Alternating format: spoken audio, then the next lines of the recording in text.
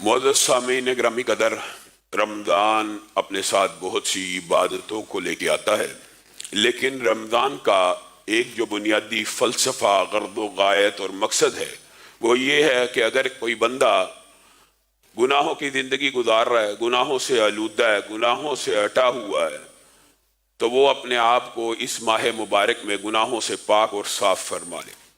وہ اس ماہ مبارک میں اللہ رب العزت کی بارگاہ میں آئے، آنسوؤں کا نذرانہ پیش کرے، اپنے گناہوں کے اوپر نادم ہو جائے اور اپنے آپ کو جہنم سے آزاد کروا لے۔ بنیادی طور پہ ناکام اور نامراد، خائب و خاسر اس کی ناک خاک آلود ہوگی کہ جس نے رمضان کا مہینہ پایا اور اپنے آپ کو جہنم سے آزاد نہ کروایا۔ بنیادی طور پہ اگر گناہوں کے ساتھ، گناہوں کے قافلے کے ساتھ لاکھوں کروڑوں گناہوں کو لے کے اس مہینے میں داخل ہوا تھا اور وہی لاکھوں کروڑوں گناہ اس کے ساتھ ہی رمضان کے ساتھ نکل گئے، تو پھر ایسے رمضان کا کوئی فائدہ نہیں۔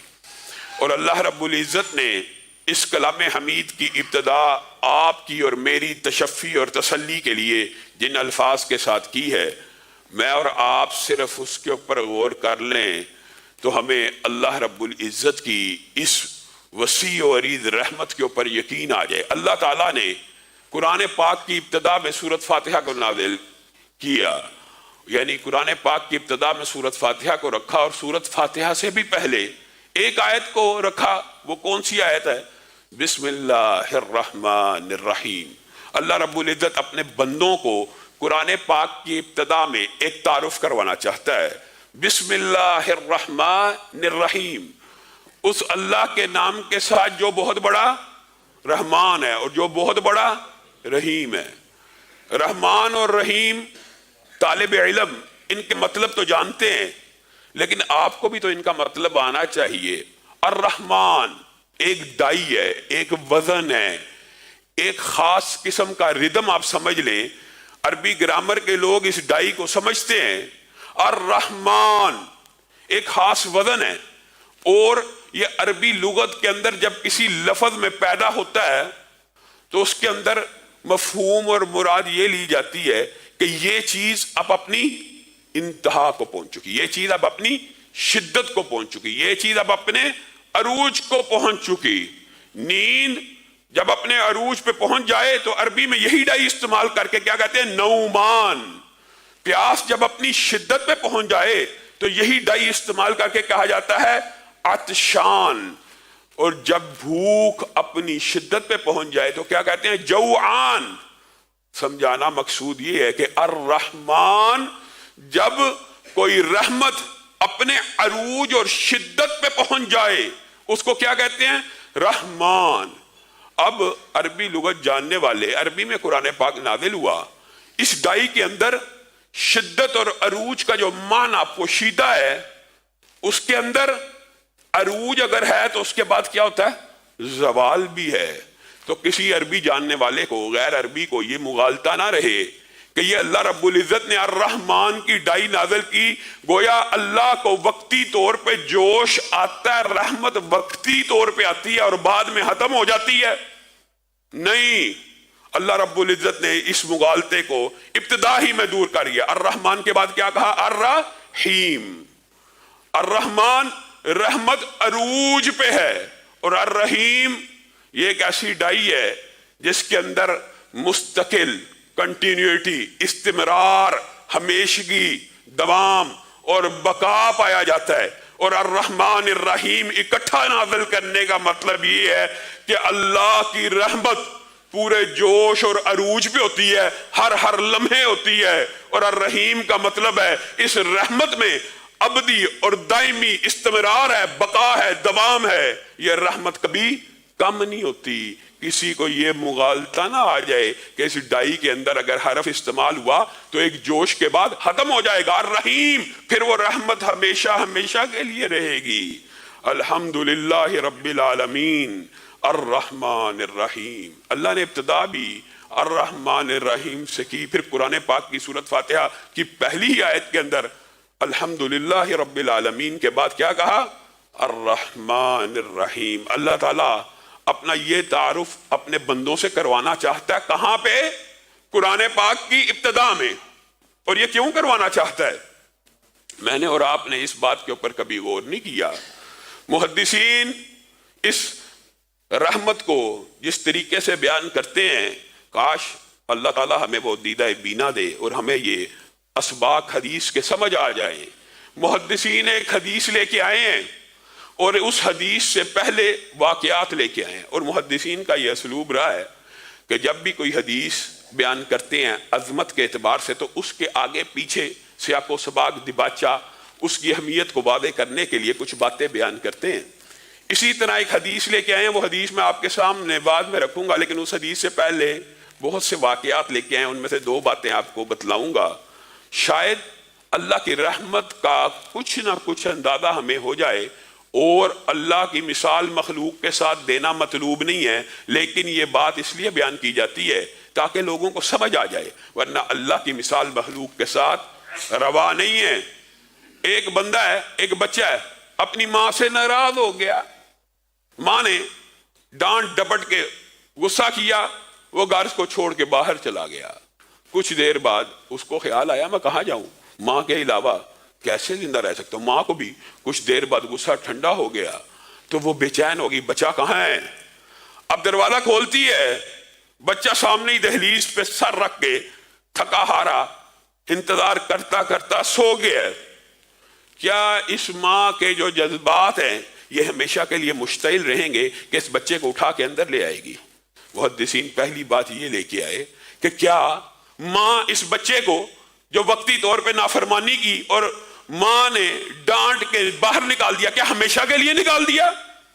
کیا ہمیشہ کے لیے دھتکار دیا؟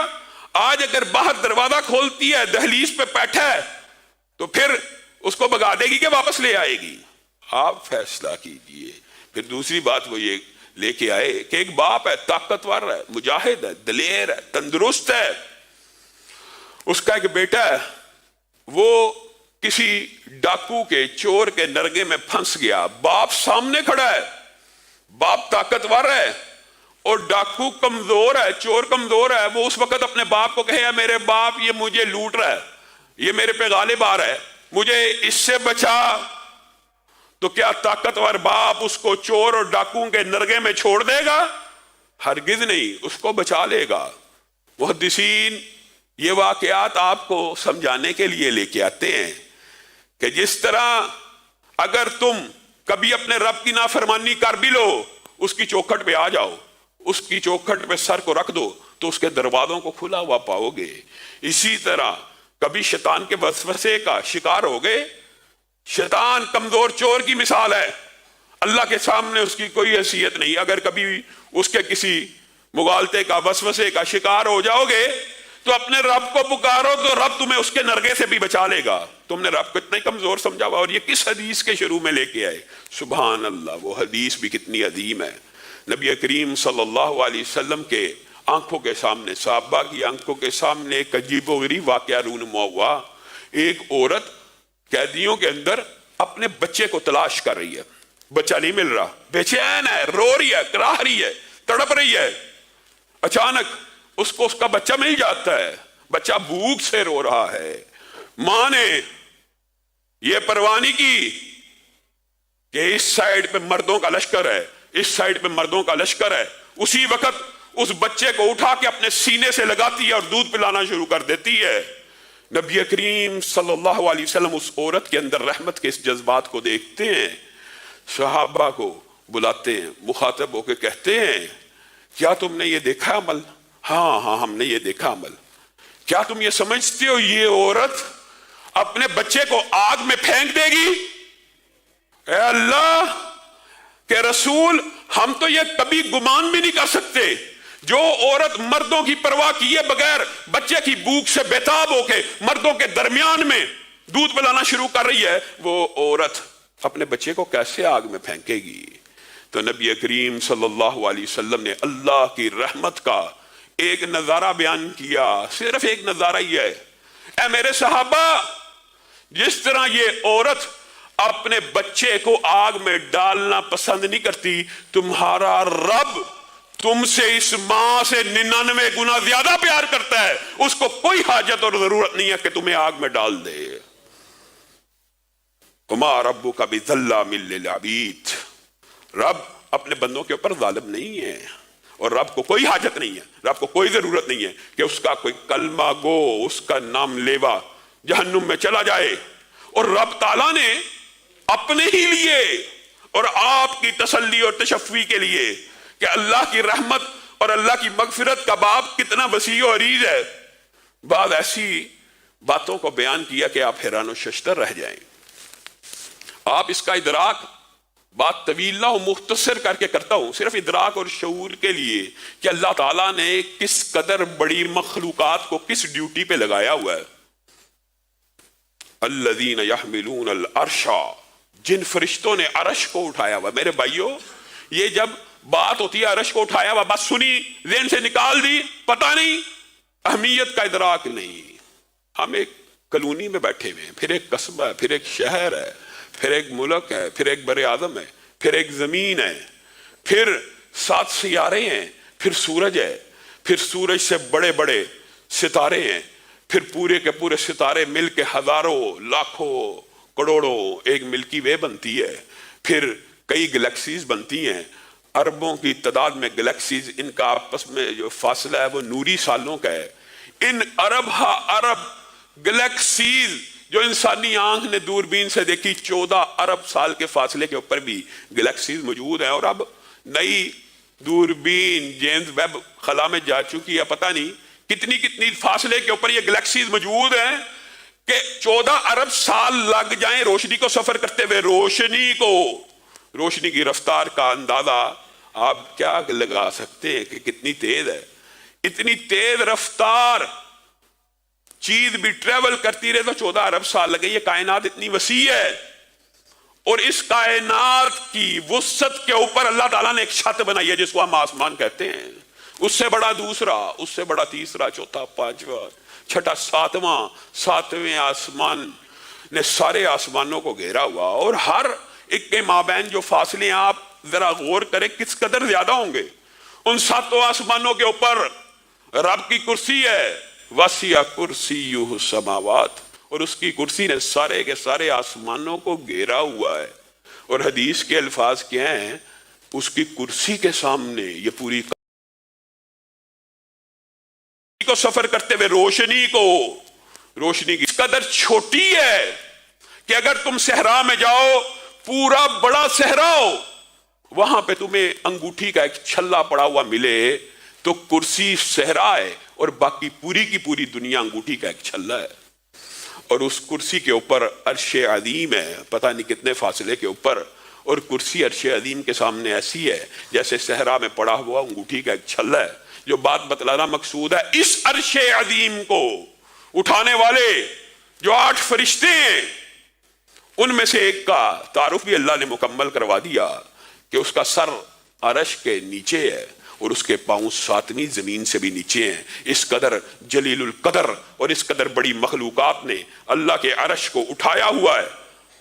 عرش تو حقیقت میں رب ہی نے اٹھایا ہوا، یہ تو ایک تمثیل ہی ہے آپ کو بیان کرنے کے لیے۔ اور جنہوں نے عرش کو اٹھایا، جو اس کے ارد گرد ہیں، اس عرش والے کے کان اور کندھے کے مابین جو مسافت ہے 500 برس پرندہ اڑتا رہے طے نہیں کر سکتا، اتنے بڑے فرشتے ہیں یہ فرشتے۔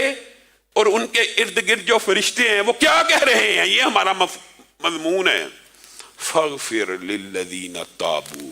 ہر وقت 24 گھنٹے جتنے بھی عرش کو اٹھائے ہوئے فرشتے ہیں اور اس کے ارد گرد جتنے بھی فرشتے ہیں، وہ ایک ہی بات کہہ رہے ہیں، رب کی حمد کو بیان کر رہے ہیں، رب کی تسبیح کو بیان کر رہے ہیں، اور ان تسبیح و حمد کو بیان کرنے کے بعد رب کو اس کی رحمت کا واسطہ دے کے کیا کہہ رہے ہیں؟ فاغفر للذین تابوا۔ اے اللہ، اے اللہ، اے اللہ، ہم آپ کی تسبیح بھی بیان کر رہے ہیں، ہم آپ کی حمد بھی بیان کر رہے ہیں، آپ کی رحمت ہر چیز کے اوپر وسیع ہے۔ اے اللہ، اگر آپ کا کوئی بندہ آ کے آپ کے بارگاہ میں، آپ کے دربار میں آ کے ایک مرتبہ توبہ کر لے تو اے رب آپ اس کو معاف کر دیجئے۔ یہ فرشتے کس کے حکم سے دعا کر رہے ہیں؟ اللہ ہی کے حکم سے دعا کر رہے ہیں۔ اور اسی عرش عظیم پر متعدد روایات اللہ رب العزت نے لکھ کے لگا دیا، پھر لکھ دیا، رحمتی سبقت غضبی، رحمتی غلبت غضبی، میری رحمت میرے غصے پہ ہمیشہ غالب رہے گی، میری رحمت ہمیشہ سبقت لے جائے گی میرے غضب کے اوپر۔ میں اور آپ اپنے رب کی رحمت کا صحیح ادراک اور شعور نہیں کر سکے، گناہوں سے آلودہ ہیں، مانتے ہیں گناہوں سے آلودہ ہیں، آپ بھی آلودہ ہیں۔ کہنے والا دنیا کے اندر کوئی ایک انسان بھی گناہوں سے پاک نہیں ہے۔ کل بنی آدم خطاء وخیر الخطائین توابون، کتنی عظیم حدیث ہے، خوشخبری کی حدیث ہے۔ آدم کا ہر بیٹا غلطی کرتا ہے، اور بہترین غلطی کرنے والا، سبحان اللہ سبحان اللہ، عقل ہو تو سمجھ آئے، بہترین غلطی کرنے والا، کیا غلطی کرنے والا بھی بہترین ہو سکتا ہے؟ جی ہاں، بہترین ہے وہ غلطی کرنے والا جو غلطی کرنے کے بعد رب کی بارگاہ میں آ کے توبہ کر لے، وہ اللہ کے نزدیک بھی بہترین ہے، وہ رسول اللہ صلی اللہ علیہ وسلم کے نزدیک بھی بہترین ہے۔ ہاں، تم کیا سمجھتے ہو تم گناہ کرو گے ہی نہیں؟ یہ بھی حدیث کے الفاظ ہیں، اگر تم گناہ کرو ہی نہ تو اللہ رب العزت ایک ایسی مخلوق پیدا کرے گا جو گناہ کرے گی اور پھر نادم اور شرمندہ ہوگی کہ ایک رب نے بنایا ہے، اس کے سامنے جھکنا ہے، اس کے سامنے توبہ کرنی ہے۔ گویا اللہ رب العزت بندے کی توبہ کی امید لگائے ہوئے، بندے کی توبہ کا انتظار کر رہا ہے کہ گناہ کر لیا کوئی بات نہیں، توبہ بھی تو کرو۔ اسی لیے حدیث کے جو الفاظ ہیں وہ بڑے عظیم ہیں میرے بھائیوں۔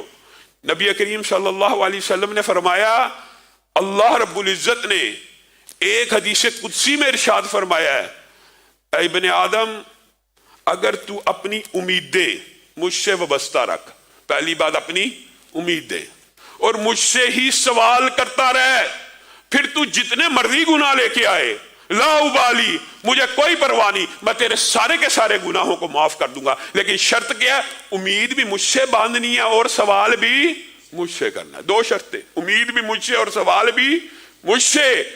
اے ابن آدم، اگر تیری یہ نیچر بن جائے کہ امید بھی مجھ سے اور سوال بھی مجھ سے ہے، تو پھر آسمان تک گناہوں کو لے کے آ، تیرا رب آسمان کے برابر مغفرت کو لے کے آئے گا۔ اے ابن آدم، اگر تو یہ دو شرطوں کو پورا رکھتا ہے اور مرنے کے بعد بھی، یہ عظیم حدیث ہے رحمت کی، دنیا میں تو جو گناہ کیے معافی مانگ لی، امید تھی، سوال کرتا رہا، اللہ معاف کرتا رہا، لیکن مرنے کے بعد بھی اگر تیرے گناہ زمین کے برابر ہوں، لیکن یہاں پہ اللہ نے تیسری شرط کا بھی اضافہ کر دیا، امید بھی تھی اور سوال بھی مجھ سے کرتا ہوا آیا دنیا سے، اور تیسری شرط آخری جملے کے ساتھ کیا لگائی؟ اس حالت میں کہ تو نے کبھی میری ذات کے ساتھ کسی کو شریک نہ کیا ہو، تو زمین بھر گناہ لے کے بھی آ جائے گا، تو وہاں پہ بھی تیرے زمین بھر گناہوں کو معاف کر دیا جائے گا۔ اگر امید ہی نہیں، اگر سوال ہی اس سے نہیں کرنا، پھر یہ کہنا کہ رب معاف نہیں کرتا، یہ کتنی بڑی جہالت ہے۔ حضرت ابو ہریرہ نے اسی بات کو بیان کیا، اذنب عبدی ذنبا فعلم ان لہ ربا یغفر الذنب ویأخذ بالذنب، سبحان اللہ۔ ایک بندے نے گناہ کیا، اذنب عبدی ذنبا، اور اس کو علم تھا کہ اس کا ایک رب ہے جو گناہوں کو معاف کرتا ہے، اور دوسری طرف گناہوں پہ پکڑ بھی لیتا ہے۔ دونوں باتیں، امید، سوال، رجا، خوف، یہ چیزیں اگر انسان کے اندر ہوں تب توبہ اور تب مغفرت کے دروازے کھلتے ہیں۔ حضرت ابو ہریرہ نے کہا ایک بندے نے گناہ کیا اور اس کو علم تھا کہ اللہ تعالیٰ گناہوں پہ پکڑ لیتا ہے۔ الحمدللہ ہم سب کو علم ہے، ہم غافل ہیں، ہم وہ اسباب اختیار نہیں کرتے جس سے گناہ معاف ہو جائیں، اور اس کو علم تھا کہ میرا رب میرے گناہ سے پکڑ سکتا ہے، اور اس کو یہ بھی علم تھا کہ میرا رب یہ گناہ معاف کر سکتا ہے۔ تو اس نے کیا کیا؟ دونوں میں سے کس چیز کو اختیار کیا؟ توبہ کو اختیار کیا، اور کہا اللہم اغفر لی، اے اللہ مجھے ادراک ہے تو پکڑ سکتا ہے، لیکن میں معافی مانگتا ہوں، گناہ ہو گیا، معاف کر دے۔ اللہ رب العزت نے اس کے گناہوں کو معاف کر دیا، پھر وہ بندہ دوبارہ گناہ کے اوپر آ گیا۔ اذنب عبدی ذنبا، یہ الفاظ 3 مرتبہ حدیث میں ہے، پھر اس نے گناہ کر لیا۔ یہ جو آپ کو بار بار مغالطہ ڈالا جاتا ہے کہ بار بار گناہ کر کے توبہ نہیں ہوتی، جتنے مرضی گناہ لے کے آؤ رب کی بارگاہ میں، جتنے مرضی گناہ لے کے آؤ تو صحیح، توبہ کرو تو صحیح، اللہ رب العزت کیسے معاف کرتا ہے اس حدیث سے اندازہ ہو جاتا ہے۔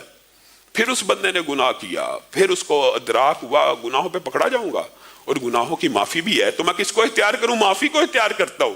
پھر اس نے توبہ کی، اللہ نے معاف کیا۔ تیسری مرتبہ ایسا ہوا اس نے پھر گناہ کر لیا، اور پھر اس نے کہا اللہ پکڑ سکتا ہے اور اللہ تعالیٰ معاف بھی کر سکتا ہے، میں پھر معافی کو اختیار کرتا ہوں۔ حدیث کے الفاظ ہیں، جب یہ بندے کا ایمان اس طرح ہو جائے، دل میں یہ کیفیت پیدا ہو جائے کہ گناہ کروں گا تو پکڑا جاؤں گا، اور اگر گناہ کر لیا تو توبہ کروں گا، تو تیسری مرتبہ یہ عمل کرنے کے بعد اللہ نے تو اس کا ایمان چیک کر لیا کہ ہاں بندے کو پتا ہے اس کا ایک رب ہے جو اس کو معاف بھی کر سکتا ہے اور پکڑ بھی سکتا ہے۔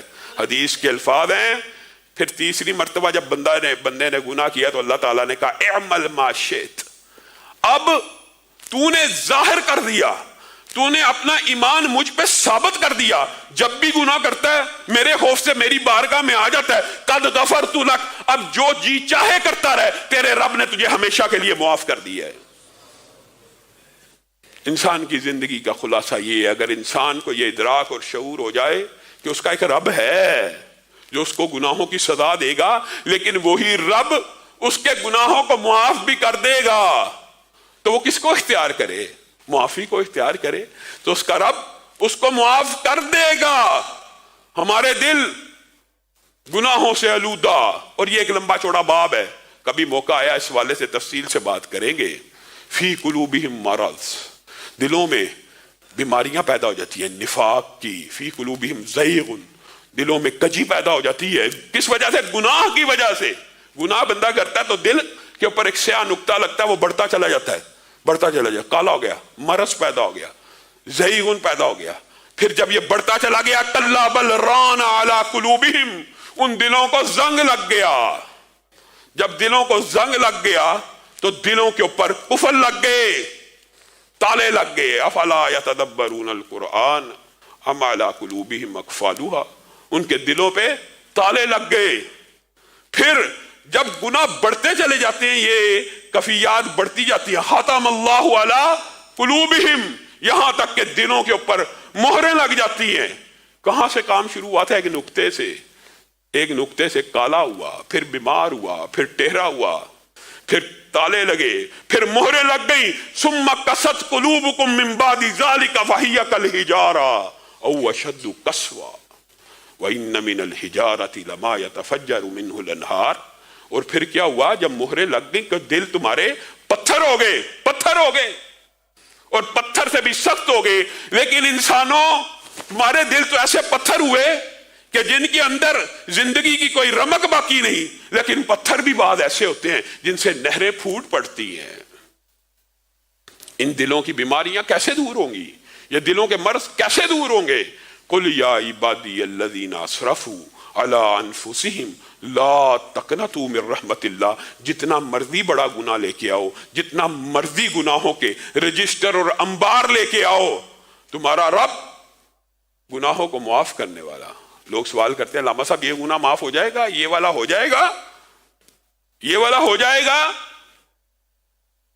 حضرت بریدہ کی حدیث کے اندر مائد اسلمی کا مشہور واقعہ ہے، آئے صحابی رسول ہیں، اللہ کے رسول، شیطان نے غلبہ پا لیا، کیا ہوا؟ مجھے پاک کر دیجئے، واپس چلے جاؤ، معافی مانگو۔ اللہ کے رسول پاک کیجئے، واپس جا، اللہ سے معافی مانگ۔ بار بار کہہ رہے ہیں، رسول اللہ صلی اللہ علیہ وسلم نے کہا یہ دیوانہ یا مجنون تو نہیں، چیک کرو نشہ تو نہیں کیا ہوا، نہیں، کیا واقعی وہ گناہ کر بیٹھا؟ جی ہاں گناہ کر بیٹھا، پاک کیجئے۔ رسول اللہ صلی اللہ علیہ وسلم نے کہا جاؤ اس کو سنسار کر دیا جائے، رجم کر دیا جائے۔ اب جب رجم کر دیا گیا تو صحابہ کے دو گروہ بن گئے، ایک نے کہا ہلاک ہو گیا، برباد ہو گیا، معاذ اللہ بے ایمان ہو گیا۔ 2 دن کے بعد رسول اللہ صلی اللہ علیہ وسلم باہر نکلے، استغفروا لماعز ابن مالک، اے میرے ساتھیوں ماعز کے لیے مغفرت کی دعا کرو۔ اے اللہ کے رسول، ماعز کے لیے؟ وہ جس کو زنا کے جرم میں سنسار کر دیا گیا تھا۔ لقد تاب توبۃ، اللہ اکبر، ماعز نے ایسی توبہ کی ہے میرے ساتھیوں، میرے دوستوں، اس کے لیے مغفرت کی دعا کرو، اور میں تمہیں اطلاع نہ دوں کہ اس نے کیسی توبہ کی ہے؟ لو قسمت علی امتن، اس نے ایسی توبہ کی ہے اگر ایک پوری امت کے اوپر پھیلا دی جائے تو پورے امت کے گناہوں کو بخش دیا جائے گا۔ یہ اسلامی سزائیں وحشیانہ نہیں ہیں، یہ اسلامی سزائیں معاذ اللہ کچھ لوگ سمجھتے ہیں کہ قرون اولیٰ کی پتھروں کے دور کی وحشیانہ سزائیں، یہ جسموں کو گناہوں سے پاک کرنے کے لیے، یہ ایک احساس ندامت کے لیے ہے۔ انہوں نے رضاکارانہ طور پہ اپنے آپ کو پیش کیا تو اللہ نے رہتی دنیا تک ان کی اس توبہ کو امت کے لیے رہنما اصول بنا دیا کہ کوئی اس طرح اپنے گناہ سے نفرت کر کے آئے تو صحیح، اس کی توبہ اس اکیلے کو کافی نہیں، پوری امت کو کافی ہو جاتی ہے۔ اور اسی طرح قبیلہ غامدیہ کی عورت آئی رسول اللہ کے پاس آ کے کہنے لگی، حضرت شبیبہ غامدیہ کہ اللہ کے رسول مجھے بھی پاک کر دیجئے۔ تجھے کیا ہوا؟ میں وہی تو ہوں کہ جس کے ساتھ مائز کا معاملہ ہوا تھا، میں وہی تو ہوں۔ رسول اللہ نے کہا جا توبہ کر، توبہ کر۔ کہنے لگی کہ آپ مجھے بھی اسی طرح واپس بھیجنا چاہتے ہیں جس طرح شروع میں مائز کو بھیجنا چاہتے تھے؟ گناہ تو کر بیٹھے ہیں، گناہ تو کر بیٹھی ہوں، رات نیند نہیں آتی، عبادت کا مزہ ختم ہو گیا ہے، دنیا میں رہنے کو جی نہیں کرتا۔ اسی لیے حضرت انس کہا کرتے تھے جن گناہوں کو تم نے بڑا ہلکا لے لیا، رسول اللہ کے دور میں ہم ان گناہوں کو پہاڑ سے بڑا سمجھا کرتے تھے اور ہلاک کرنے والا سمجھا کرتے۔ شبیبہ غامدیہ آ کے ایسا مقدمہ رکھ رہی ہیں رسول اللہ کے سامنے کہ اب گناہوں کے اندر لتھڑ گئی ہوں، کوئی بھی عبادت کرتی ہوں دل نہیں لگتا، اللہ کے رسول پاک کر دیجئے۔ ایسا نہیں ہو سکتا، تیرے بطن میں ہو سکتا ہے کوئی بچہ آ گیا ہو، اس کا کیا قصور ہوگا؟ جا بچے کو جن کیا۔ پھر آئیں رسول اللہ صلی اللہ علیہ وسلم اس کو واپس بھیجتے ہیں، کچھ عرصے بعد کہتی ہے جی ہاں حمل ظاہر ہو گیا ہے۔ اللہ کے رسول اب تو بے چینی کی ایسی کیفیت ہے، مفہوم ہے، ساری ساری رات سو نہیں پاتی، گناہ کا خوف دل کے اوپر طاری ہے، جلد از جلد چاہتی ہوں کہ پاک اور صاف ہو جاؤں۔ میں اور آپ کیا ہیں گناہ کر کے؟ حدیث کے مصداق ہیں کہ بندہ مومن کسی گناہ کو اتنا بڑا سمجھتا ہے کہ جیسے اس کے اوپر پہاڑ گرنے لگا ہے، اور بندہ فاسق و فاجر بڑے سے بڑے گناہ کو ایسے سمجھتا ہے ناک کے اوپر مکھی بیٹھی تھی اڑا دی بس۔ یہ شبیبہ غامدیہ پھر آئیں، رسول اللہ نے کہا جب تک بچہ پیدا نہیں ہوگا سزا نہیں لگ سکتی۔ بچہ پیدا ہو گیا، اسی دن آ گئی، اللہ کے رسول پاک کر دیجئے، اب تو پاک کر دیجئے۔ ماہ و شب بیت گئے، گناہ کی ندامت دل سے نہیں جاتی۔ رسول اللہ نے کہا اس بچے کا کیا قصور ہے، اس کو کون پالے گا، جا اس کو پال پوس، جس وقت یہ روٹی کھانا شروع کر دے گا ہم تیرے اوپر حد کو نافذ کر دیں گے۔ اس عورت کی گناہ کے اوپر ندامت اور توبہ کی کیفیت ایسی تھی کہ 6 ماہ کا بچہ نہیں تھا، روٹی کھاتا ہوا آیا، رسول اللہ کی بارگاہ میں پیش کر دیا، اب تو پاک کر دیجئے۔ رسول اللہ صلی اللہ علیہ وسلم نے صحابہ کو کہا اس کو پاک کر دو، اس کو رجم کی سزا دے دو۔ پتھر مارے گئے، ایک پتھر ماتھے پہ لگا، خون کا فوارہ نکلا، حضرت خالد ابن ولید کے کپڑوں کو تر کر گیا۔ تو خالد کے منہ سے انسانی فطرت کے تحت یہ الفاظ نکل گئے، ناپاک عورت، بری عورت، جاتے جاتے میرے کپڑوں کو بھی ناپاک کر گئی ہے۔ رسول اللہ صلی اللہ علیہ وسلم نے یہ آواز سن لی، مہلن یا خالد، مہلن، اے خالد صبر، ہوش، آہستہ، تجھے کیا پتا اس عورت کی توبہ کیسی ہے؟ اگر کوئی ٹیکس لینے والا ظالم جابر بطاخور بھی ہو، وہ بھی اگر اس نیت سے توبہ کرے اللہ اس کو بھی معاف کر دیتا ہے۔ تجھے کیا پتا اس کی توبہ کیسی ہے؟ آپ اور میں یہ سمجھتے ہیں کہ اتنا بڑا گناہ ہو گیا اب رب نے معاف نہیں کرنا، یہ شیطان کا اس سے بڑا مغالطہ اور وسوسہ ہے۔ شیطان تو چاہتا ہی یہ ہے کہ آپ رب کی دربار میں آئی نا، اور اللہ تعالیٰ کیا چاہتا ہے؟ اللہ تعالیٰ اپنے بندے سے توبہ چاہتا ہے، اور کس طرح چاہتا ہے؟ سبحان اللہ، حدیث میں جو الفاظ ہیں وہ بھی کتنے عظیم ہیں۔ گناہ تو کرے، گناہ میں کروں، چاہیے تجھے اور مجھے کہ ہم اپنے ہاتھوں کو پھیلا دیں کہ رب ہمیں معاف کر دے، معاف کر دے، لیکن حدیث کے الفاظ ہیں ان اللہ یبسط یدہ باللیل، ان اللہ یبسط یدہ باللیل لیتوب مسیء النہار وان اللہ یبسط یدہ بالنہار لیتوب مسیء اللیل۔ ہر رات اللہ رب العزت اپنے ہاتھوں کو پھیلاتے ہیں ہے کوئی توبہ کرنے والا؟ ہاتھ تجھے پھیلانے چاہیے، اور ہاتھ کون پھیلا رہا؟ اللہ۔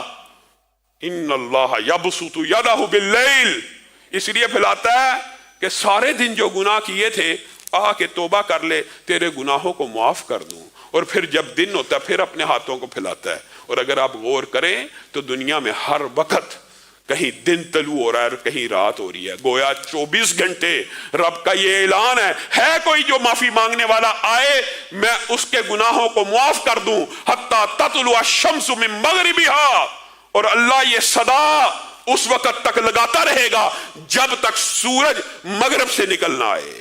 میں اور آپ غافل ہیں، اللہ کی صدا بھی رسول اللہ نے بتائی ہے، یہ صدا تو کیا اللہ صدا دے نہیں رہا؟ ہمارا یہ عقیدہ اور ایمان ہے جو رسول اللہ صلی اللہ علیہ وسلم نے بتلا دیا وہ من معن ویسا ہی ہے۔ اور اللہ رب العزت اپنے بندے کی توبہ سے خوش ہوتے ہیں، اور کس طرح خوش ہوتے ہیں اس کی بھی جو مثال حدیث میں بیان کی ہے وہ عجیب ہے، عجیب۔ اللہ رب العزت اپنے بندے کی توبہ سے اتنا خوش ہوتا ہے، اتنا خوش ہوتا ہے، مثال بھی نبی کریم دے دے کے سمجھا رہے ہیں۔ تم نے رب کی رحمت کو سمجھا نہیں ہے، وہ رب جس نے ایک حصہ رحمت دنیا پہ اتارا، اس حصہ رحمت کی وجہ سے ماں بیٹے سے محبت کرتی ہے، بھائی بھائی سے محبت کرتا ہے، میاں بیوی آپس میں محبت کرتے ہیں، اولاد والدین سے محبت کرتی ہے، درندے پرندے چرند پرند ہر چیز اپنی اولاد سے محبت کرتی ہے، اس ایک حصہ رحمت سے۔ اور اس ایک حصہ رحمت کے اندر رحمت للعالمین حضرت محمد الرسول اللہ صلی اللہ علیہ وسلم کی رحمت بھی شامل ہے۔ اور باقی 99 حصے اللہ رب العزت نے رحمت کے کہاں رکھے ہوئے ہیں؟ اپنے پاس۔ کس لیے؟